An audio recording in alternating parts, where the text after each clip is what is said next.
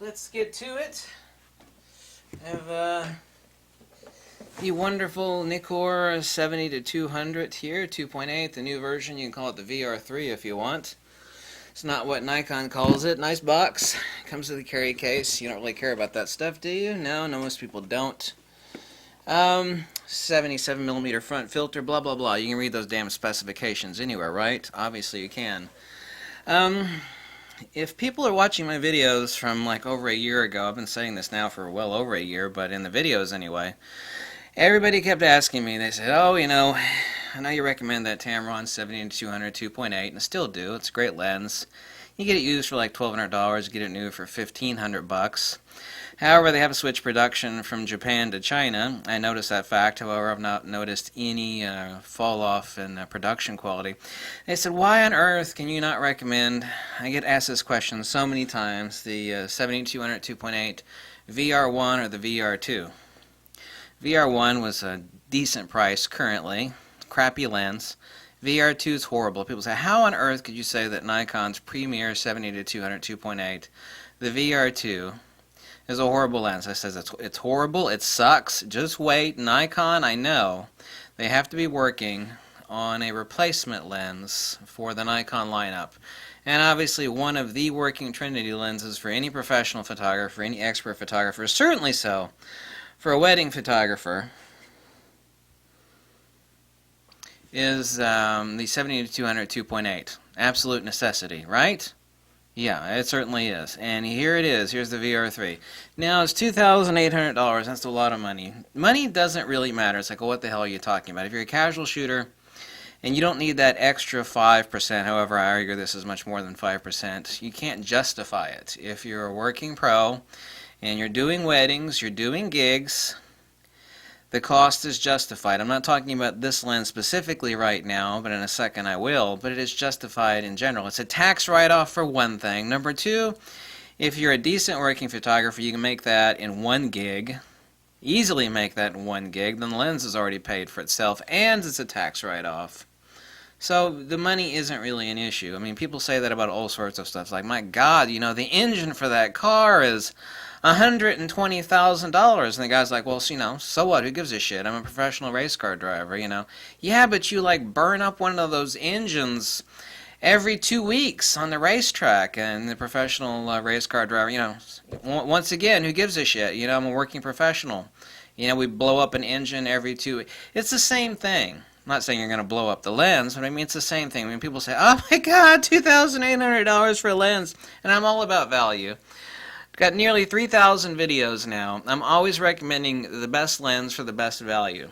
Now, I've been shooting all day, and then some, 2 days technically with this lens. What can I say about it? For one, the autofocus is faster than anything else that you have. I don't care what the hell you own, this is faster. The focus breathing basically now is non-existent. You can actually pan at f2.8 between very close subjects, say 5 feet to infinity, back and forth, and you have no lag. Before you pan and there'd be a lag, and then it would actually autofocus track. Whether that's the Tamron or the VR2, on this it is actually tracking in real time on the Nikon D500. People say, why are you using on the D500? Why aren't you using it on full frame? I did use it on the Nikon D810.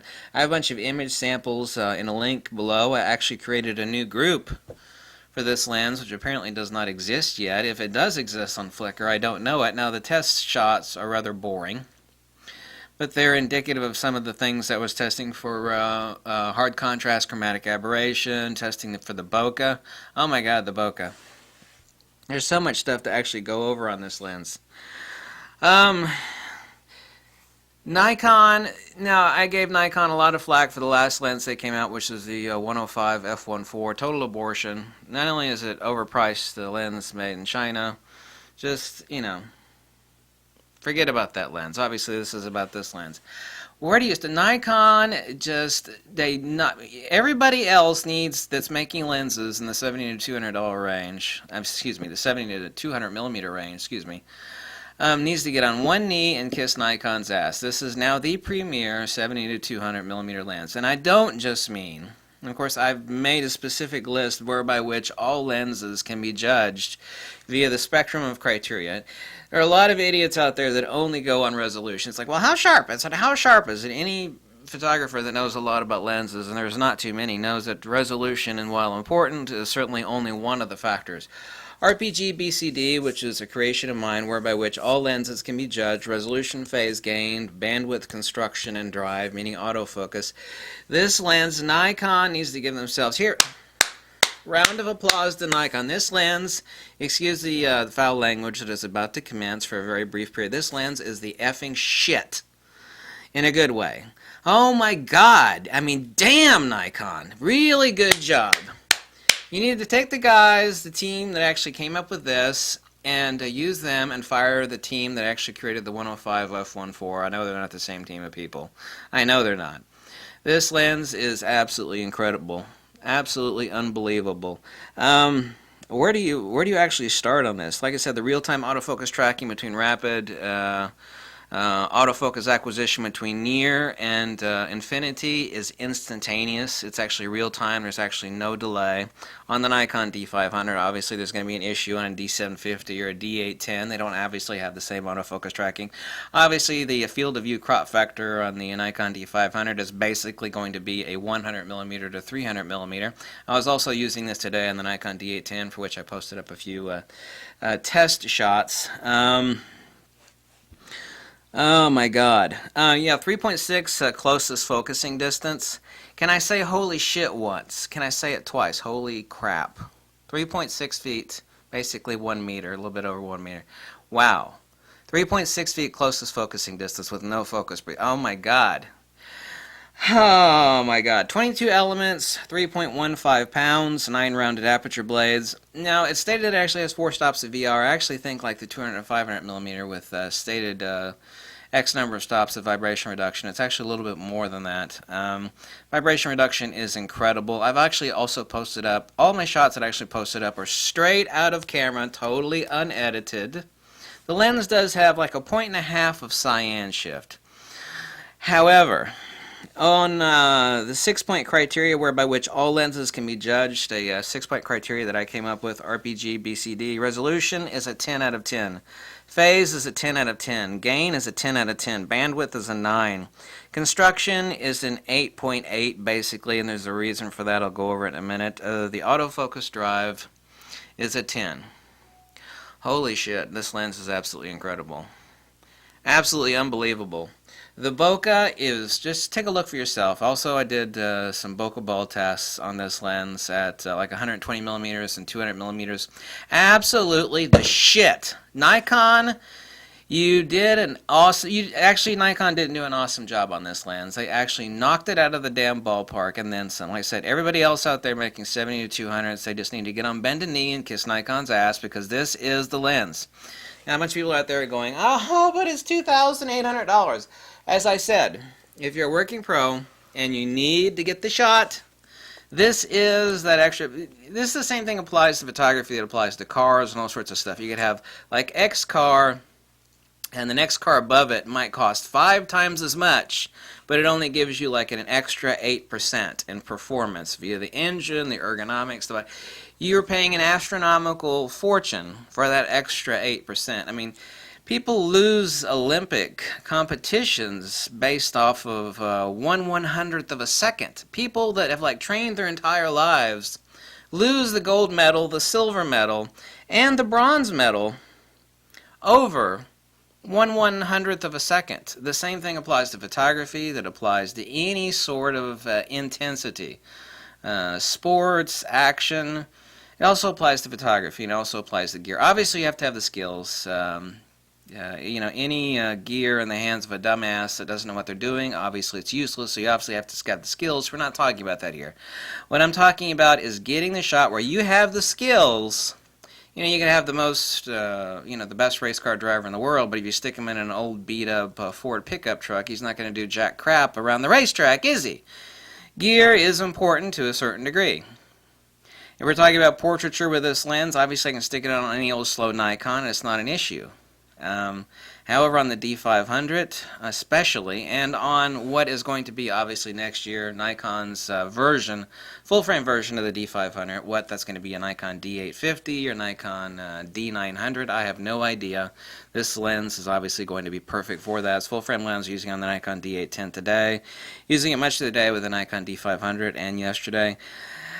Oh my god, absolutely friggin' incredible. The bokeh, incredible, creamy, dreamy on this lens. Unbelievably. Very shocked. Now, some people are bitching. I was actually reading some of the reviews of anything anybody could actually find about to bitch about this lens. Some people actually mentioned that the reversal of the placement of the focus ring from movement from the middle of the lens to the rear, the front of the lens was an issue. I didn't find it to be an issue. I've actually always held via the tripod collar.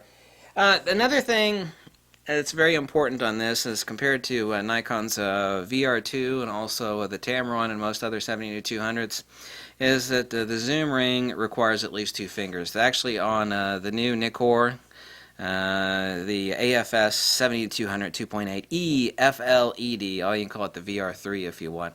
It is that smooth that I can actually zoom this lens with my pinky finger. It is extremely light resistant, so that's a wonderful added bonus.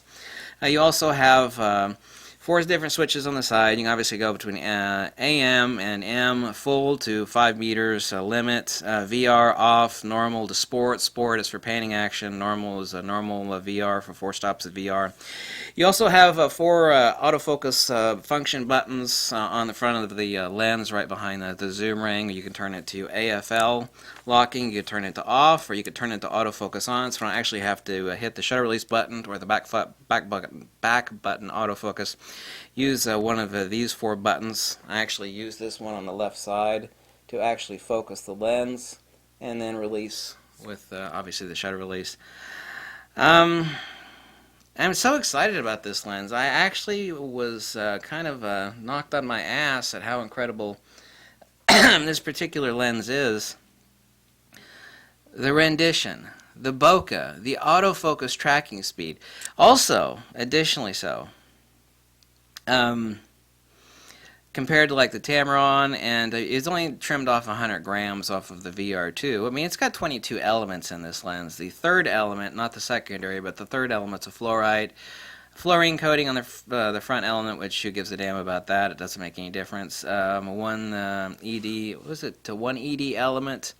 Important thing is that the weight of this is not such that I have any issue actually packing this lens around and actually stressing the lens mount of the camera.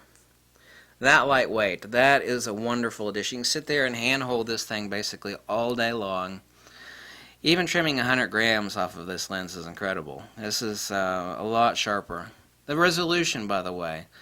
Every shot that I actually uploaded off of this lens, and like I said, I created a new group for this lens since I could not find a Flickr group for this particular lens, so I created one. And I've got 16 or 17 shots. Don't make fun of them, they're kind of boring, but I tested chromatic aberration, bokeh, resolution test on a D810, Nikon D500. I actually have not been able to put this lens down since I got it. This lens, let me be extremely succinct about this particular lens, even though, and this is the first time in basically 3,000 videos that I've ever said this, because this is a $2,800 lens. If you're working professional, as I've already said, who gives a shit? If it gets the job done and nobody else can do it, then it is worth every penny and then some. This lens is worth every damn stinking penny that it costs. Let me repeat that again. I've actually heard a couple other people do pre-reviews, including somebody with a lot of hair. It's like, oh, this lens is, I think his exact words were, this lens is priced not to sell. Specifically speaking, when it comes to the general consumer photographer, I would have to say that is slightly true. Slightly true. Depends on what you're talking about. If it's a casual shooter, recommend the Tamron 70-200 2.8 for $1,500. This is basically twice that cost. As with like a performance car, I mean, for the extra 5 or 8%, whether you say this has an extra 5 or 8% over the Tamron or the VR2, let's just say it's 8%. Yeah, you're going to pay a lot more. That's the same for lenses. That's the same for high-performance vehicles. Bicycles, for example. I mean, I used to be in great shape. And the difference between a $3,000 Cannondale And like literally, some of these bicycles, these ultra lightweight, you can pick the entire bicycle up with your pinky finger, is, to get an extra 8% of performance, it would cost you as much as a brand new BMW. We're talking about for a bicycle here, for Christ's sakes. A bicycle. Costing you another $10,000 to get 8% more performance. This goddamn lens from Nikon, excuse my language, but I mean this seriously, I'm being logical, methodical, and objective in this review, is worth every stinking bleeping penny that it costs, which is $2,800. This lens is absolutely unbelievable. The bokeh is incredible. The resolution will make you grab your crotch and curl up in a ball and, wonder if you've reached optical heaven or optical nirvana. The resolution is absolutely effing mind-blowing. Nikon knocked it out of this park. This lens is worth every stinking damn penny that it costs. Every stinking penny that it costs. You can just keep repeating yourself. Yeah, but apparently I have to drone that in, because every time I hear somebody talking about this lens, even people that get it for free review, oh my god, this lens costs so much. My question is to those idiots, and I'm all about value. I mean, I've got 2,900 videos, for God's sakes, as testament to the fact that I'm always recommending the best bang for your buck. Okay? I am. That doesn't mean that something that is the best also can't be pretty damn expensive. You could buy a nice used BMW for what this lens costs. Maybe not a nice one, but at least a good one that'll work pretty good. This lens is worth every penny of that. There is nothing that comes close to this lens. Even Canon's own does not match this lens. I'm sorry, Canon. Canon is kind of dominating the 70-200. And I've said now for years, everybody comes and says, why on earth can't you recommend the Nikkor VR1? I say, because they suck. I love Nikon to death. I own hundreds of Nikkor lenses.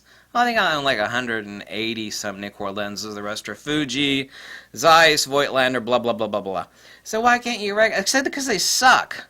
I never recommended those lenses. And if people know my videos, they'll know that I've said that, Nikon has to come out with a replacement for those damn lenses. And they have, and here it is. Nikon could have rolled out another failure of a lens, but they didn't. They rolled out this awesome, incredible lens. And it's mind-blowing. The bokeh, the resolution, the rendition, the autofocus tracking and resolution alone will just melt you.